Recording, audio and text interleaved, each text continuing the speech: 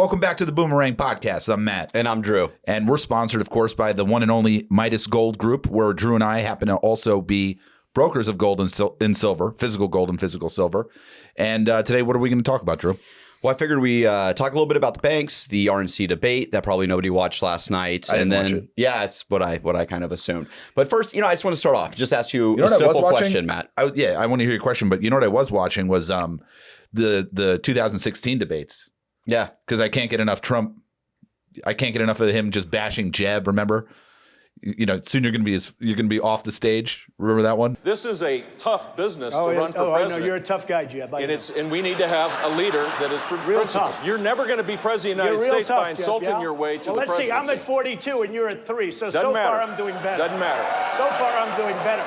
You started off over here, Jeb. You're moving over further and further. Pretty soon you're going to be off the end. This doesn't do That was great. Anyway, go ahead with your question. I apologize. All right, let's fire it off here. I want you to name this criminal enterprise. Okay. In the last 23 years, they have been dinged for fraud, money laundering, market manipulation, and fined over $39 billion. Who's that criminal? JP Morgan. Ding, ding, ding. Ding, ding, ding, ding, ding. Got one. And if you just think about the banks too, I was just doing a little, just because Jamie Dimon was actually on Capitol Hill yesterday, talking. But if you think about the banks, since 2000, regulators have fined banks over 7,400 times, over $380 billion. Nobody goes to jail. Nobody's on, getting fired from their job. No consequences, right? And of course, we're probably bailing these people out. And I bring all this up just to say, because I think people, they don't realize that some of the biggest criminals are the ones actually running the show here, just like the politicians. Yep. You have somebody like Jamie Dimon, who was Jeffrey Epstein's personal banker, right? For years and years and years, right? He's not going to jail. His records aren't being, subpoenaed and shown to the public and everything out there. So just remember, these guys are not your friends. They are a for-profit business. They don't care about you and me. And I just think it's really funny that they privatize all their wins, right? So when these corporations, when they make money, they take the profits, okay? And socialize the losses. And they socialize the losses, right? And I just think that's such a huge thing people don't consider. So yes, you got to have a little money in the bank. You got to straddle both lines. But I think what me and Matt stress is be your own bank, take a percent of that, get it out of JP Morgan, get it out of Wells Fargo, Bank of America, who they don't even have your money to begin with. You put it in, they're leverage trading that essentially. We're seeing the unrealized losses in the banks. I mean, it's JP Morgan, it's catching up. And they can't refinance. I mean, they can, but at what? 5%, 6%? Something much higher, yeah. I mean, Bank of America, I think we were looking at last month, I think their unrealized losses were like $132 billion or something crazy. Yeah. Something insane. And just remember, look at the players, right? We talk about they're going to be $1 billion coming out for I think it's Wells Fargo for laying people off, or Citibank that he knows is going to happen in Q1. But just think of it like this: take a guy like Gary Gensler. Yeah, Dirty Gary. Gary Gensler was he's the head of the SEC. He was the head of the CFTC. He's got a lot of decision-making power with the cryptos. He worked at MIT. He's friends with Elizabeth Warren. And he was also Cherokee. He was Hillary Clinton's campaign finance manager, right, in 2016. So it all roads lead to the same place. Yeah, right. These are all corrupt people. These are the people running the system. It's the same people. They just move different positions. Yeah, they just shuffle them around. Just rotate them. And we know that these people are probably blackmailed. They're taking bribes somewhere. I may not have the proof right here, but we did our segment on Gold Bar Bob. And he's compromised. He's just the guy who got caught. Yeah. I think a lot of these people are going to get caught. But first of many. What did we see with JP Morgan? What was the story there? Well, it really was more of a crypto story. Essentially he was just saying, crypto is only used by criminals and all this. And he's got his own coin. Well, yeah, and he has his own coin. And this is just, I think, yesterday or the day before. But the crazy part is if you think about funding terrorism, fraud, it's all done in the dollar. It's all done in the dollar. It's all the dollar. So for that dude to stand up there and say, "Oh, crypto's terrible, gold's terrible," he was gonna fine his own employees if they even bought Bitcoin. Yeah, and and I'm pretty sure they've been buying, dollar cost averaging in over the last few years. So what a hypocrite! A joke. Yeah, it's a joke. Yeah. Can't stand Jamie Dimon personally. I know a lot of people love him, but he's also, just remember, JP Morgan's also the biggest silver rigger on the planet. Yeah, that was part of what I was telling you. So because they were market manipulating silver, right? And they got fined billions. They make the Hunt brothers look like a bunch of little leaguers. Yeah. I mean, the Hunt brothers did it with about 110 million ounces is what the Hunt brothers tried to corner the market with. JP Morgan's doing it with 1.5 billion. 1.5 billion ounces. And they actually got a $1 billion fine At the time, it was the largest, I believe. Yeah, and there was actually a RICO case, but these people, they just get a slap on the wrist. And it's people who own silver, Correct. right? Whether it be you, me, our clients, right? Whoever, anybody out there who's bought silver. It's like, shouldn't we be getting part of that fine? Shouldn't we be getting a piece of that billion? If you don't record a Venmo transaction, you know, you're going to get slapped with a fine. You know, it's just crazy, like for the average person. Yeah, I'm just saying, if you're intentionally manipulating an asset that you're holding or I'm holding, and you're paying a fine for doing that, shouldn't that fine be distributed to the people who own silver? Yeah, it would make sense. And also, you should lose your job. Oh, yeah. I mean, how, you know, it's just amazing he's still running the show here. Like, I mean, these guys are spending billions of dollars on fines every year. So they're actively breaking some kind of law. Yeah, because they make, you know, hundreds of billions and they pay $1 billion fine. Great deal. You know, imagine deal. that. And I think what we also saw with JP Morgan is just the fact that they're swallowing up all these little banks that have gone out. They took over First Citizens, First Republic. They took over First Republic. They took over the first one, SVB, or SVB, Silicon Valley Bank. They just win these bidding wars on them. They just go in there, take over the bank, and that's what we've been talking about is the consolidation of the banking system. And you're probably going to be left with 3 banks standing, which is probably going to be JP Morgan, Bank of America, and Citibank. Yeah. You know, and this time is it's very reminiscent of 2008 when JP Morgan bought out Bear Stearns, right? And they get these sweetheart deals with government protections and financing. Yep. It's like the government's like making it easy for them to do this. Like imagine running your business into the ground, right? Does the government come and help you and just you know what I think? Mm-hmm. Those banks failed, and Jamie Dimon made a deal and said, "Hey, you're going to stop any investigation into us for Jeffrey Epstein. Right. You're going to squash that. We're going to pay you a couple $100 million in fines, and then we're going to go do you a favor. We're going to buy these banks out for you, so that hey, Biden, you guys don't look like clowns." That's a great. So I think they get these sweetheart deals, and in return, you know, it's like you're not prosecuting us. You're not, you know, you will pay your money. That's fine because it's everybody else's money. What's the real deal being made? What's the real deal behind the closed doors? Correct. And that's the thing is like it just tells you how much these politicians and bankers, they're one and the same. Yep. They're all scumbags. You know, so it's almost like with every good politician is a strong banker behind them. Oh yeah. Oh yeah. Yeah. And you know, it's crazy. Yeah. I think, you know, we really have to start considering you know, restructuring the judicial system because these people need to go to prison. These people need to be in jail. Yeah.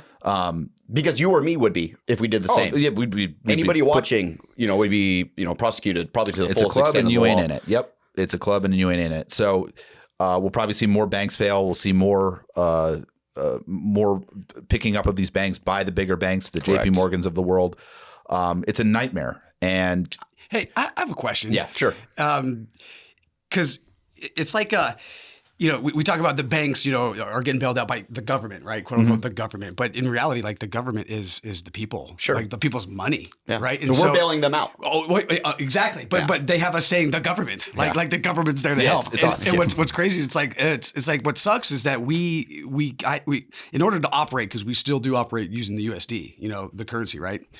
But we the people are participating in this scam by, you know, funding it essentially. You know, it's like, and so it seems like with gold and silver, I mean, it could be, you know, converted into USD, but you could take, that is a way to not. But I could also just come over to you, hand you some gold and silver, and take an asset from you back, right? We could exchange something. Well, that's okay. Right? What I'm saying though is that the banks don't trade in gold and silver. Yeah, that's the point of why. Like, how can we protect ourselves from being a part or contributing to this scam?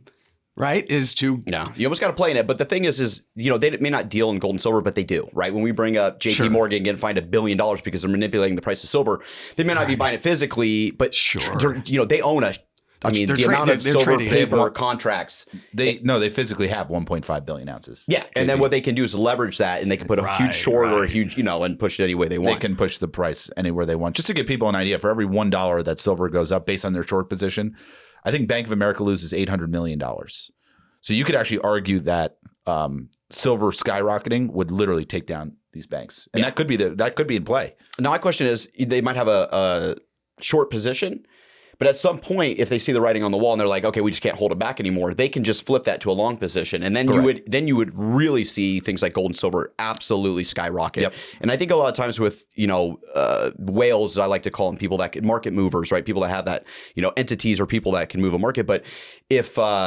they suppress the price, like they do, like with even like crypto or gold, or I think they suppress the price so that they can continue buying at a lower price. And at some point, they will flip that switch, and you're going to see a skyrocket. And they're going to leave this financial system that we have in the rearview mirror, right? And they're going to be well set up for the next system that we implement. And that's what we really try to tell people is like, hey, watch what big money's doing.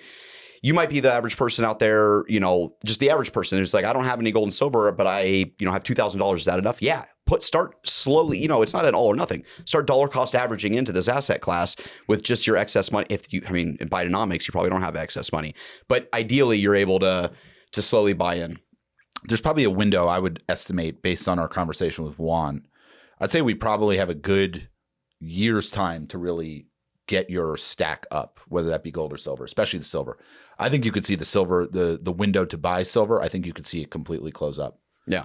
And I don't like to set prices, and we've talked about it, but I'm saying it's just availability to get 100%. But I think that's also going to raise the prices, and prices are going to go up. Right. So I really, I think a year from now, and I'm not guaranteeing, it's just my own strict opinion, but I think we see $2,500 gold. I don't think that's unrealistic whatsoever at all. Well, what happens? Maybe spot price doesn't move, but the premium to get the silver goes insane, right? Sure. And that's what a lot of people don't understand is there is a premium. They always wonder, hey, if spot price, let's just make the math easy, spot price of gold is $2,000, why can't I buy it for $2,000? Well, because the spot... The mint charges us. Right. And the spot price is really just the paper price of gold. Correct. Right. That's how it's traded on the commodities exchange. The physical price, the additional premium could start, you could see silver remain at, let's say, 25, and the price to get physical might be 50, right? Because what the physical market's doing is it's really detaching from the paper market. That's what I really see happening here over the next, 6 months here. Arguably already is happening. But I think, that's the importance of having the physical because, you could go to your financial advisor and buy physical, or you could buy paper gold and paper silver, right? The handy piece of paper. Congratulations. All day. Yeah, congratulations. You own 5,000 ounces of silver. But what happens when everything hits the fan? When the shit hits the fan, people are going to demand delivery on that gold or that silver contract, and the banks won't have it. Correct, because for every 1 ounce of silver or gold they have, they leverage it 10 times. 10 times. More than that. Probably at a minimum. Which is exactly what they do with cash. Derivatives. You put money into the bank that you think is yours, right? That's what you do. Yep. You hold on to this. this. You put $100 in your savings account, they loan out 1,000. Yeah, and they do that times 10, times 100. Yeah. And next thing you know, like, hey, I want to withdraw 200 grand and, for whatever. I don't care. And sorry. And it's gone. Wait a second. You're telling me what? We've seen this in so many movies. It's just like, oh my God, that's when people just freak out, dude. Yeah. We got the political season that we're, right in the middle of, and it's only going to get, more interesting and more things are going to happen. Cool. Things are coming to a head. Let's pivot to RNC debate that nobody watched. Yeah, I didn't watch it. However, I did. I watched a little bit. I just, for a little free time, click in and out. Couple takeaways. One, and it's all about Vivek. I really don't care about the other. Nikki, I'm just not into it. But he, no teleprompter, no card, nothing. He just had one piece of paper on his podium, and it said, "Nikki Haley is corrupt." That's the whole time he's out there with just that. But and I read today. So one of the cool things that he did say, though, is he goes, the one thing that separates him from all the other politicians is that they needed Trump to get to where they're at, right? Nikki Haley sucked up to Trump to get her positions. Right. Ron DeSantis needed Trump to be a governor, right? All these people needed Trump, and now they're trying to, backstab him, right? So he called me, like, I didn't get here because of Trump. I didn't beg for his endorsement and then I'll run against him, Ron DeSantis. Like, what the hell? So I thought that was pretty powerful. And, essentially, just the way he comes out. Now, I don't think he's going to be presidential material yet, maybe in 10 years or something. But I think somewhere in the cabinet, he could play a very important role because he's sharp, man. There's something weird going on, though. And I don't know if you guys got this video, but there was a video from this has got to be back in, I want to say 2008 or 2012, one of those. And Vivek was in the crowd at one of those town halls, right? And I think it might have been Obama and McCain, or it might have been Romney and McCain. I forget what year it was. Mm-hmm. But Vivek is one of the people that comes, gets to ask the question. And then in that same place, Pete Buttigieg.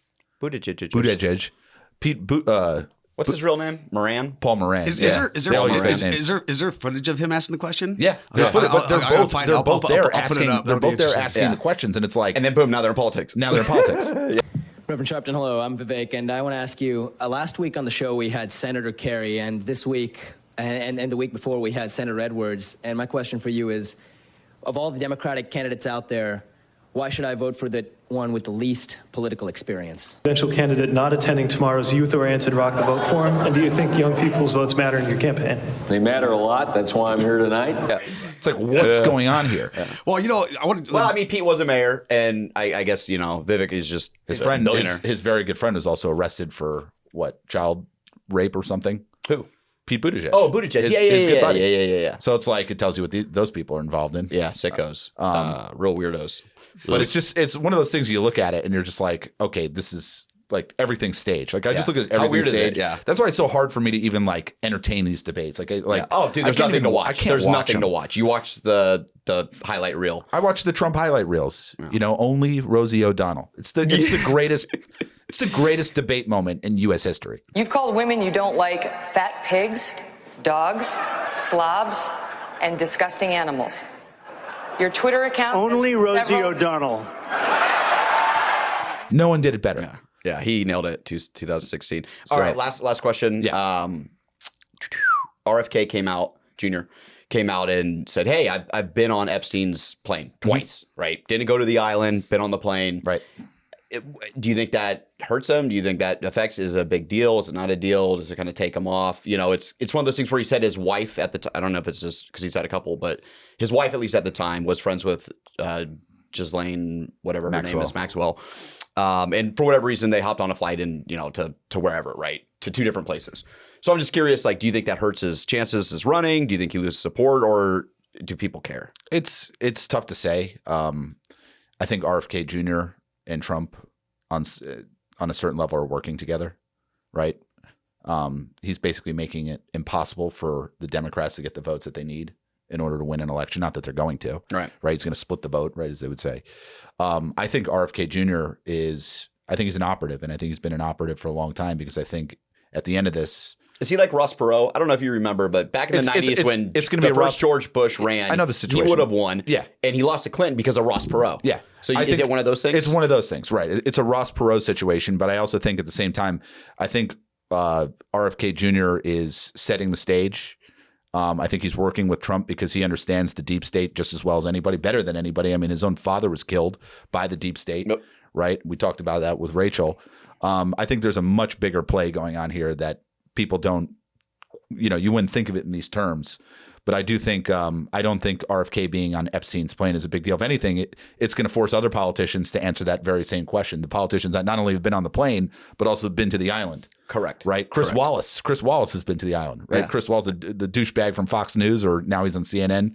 Right. He got a show canceled because no one watched it. I don't even think he's on. Is he even on TV? Yeah. All these perverts. Oh. They went down there to go got compromised. Got compromised. Right. They got the blackmail on him. Yeah. They did this with all the media personnel. They did. So essentially, that's why we watched. That's how our mainstream media came to be how it is. Hey, it's like a boomerang.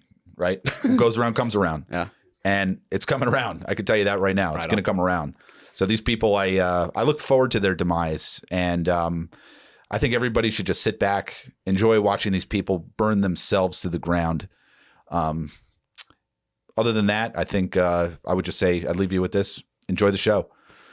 Give me or Drew a call if you ever have any interest or need for gold and silver. I think now is going to be a good time for it. Getting the hell out of these banks, right? We're seeing the news we're talking about. We'll keep you up to date on that. But anything else you want to add, Drew? That's about it. Appreciate the time. Thanks for watching, and we'll check you next episode.